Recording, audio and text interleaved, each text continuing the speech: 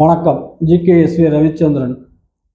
இந்த வீடியோவில் என்ன பார்க்க போகிறோன்னா, ஹையரிங் ட்ரெண்ட். இப்போ ஹையரிங் ட்ரெண்ட் என்ன இருக்கோ அதை நாம் கவனிக்கலைன்னா நமக்கு வேலை வாய்ப்பு கிடைக்காது. இப்போ பார்க்க போகிறது ஸ்டோர் கீப்பர். 20 வருஷத்துக்கு முன்னாடி ஸ்டோர் கீப்பர் அப்படிங்கிற ஒரு ஜாப் ஹை லெவல் ப்ரொஃபைல். இப்போ ஸ்டோர் கீப்பர் அப்படிங்கிறது என்ட்ரி லெவல் ஜாப்பாக போயிடுச்சு. இந்த ட்ராக் நம்ம புரிஞ்சுக்கணும். இந்த ட்ரெண்டை நம்ம புரிஞ்சுக்கிட்டால் மட்டும்தான் நம்ம வேலையை காப்பாற்றிக்க முடியும்.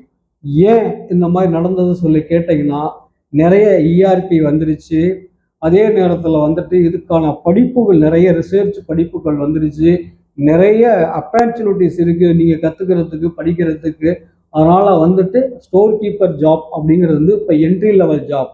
1 year to 2 year எக்ஸ்பீரியன்ஸ் ஒரு இஆர்பி இருந்தால் போதும், நீங்கள் ஸ்டோர் கீப்பராக வெளிநாட்டுக்கு வேலைக்கு போகலாம். ஆனால் இது என்ட்ரி லெவல் ஜாப்பாக மாறி போயிடுச்சு. இதை வச்சு 100 பொசிஷன் இருக்குது பாருங்கள்.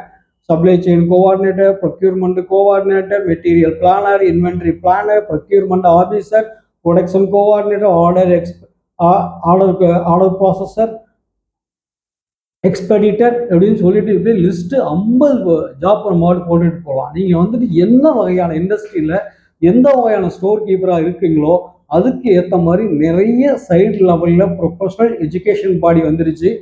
ஏதாச்சும் ஒரு கோர்ஸு, ஏதாவது ஒரு இஆர்பி நல்லா படிச்சது, டேட்டா அனாலிட்டிக்ஸ் இதெல்லாம் கற்றுக்கணும். ஏன் சொல்கிறேன்னு கேட்டிங்கன்னா, முன்னாடி டோட்டல் காஸ்ட் மேனேஜ்மெண்ட் பண்ணாங்க.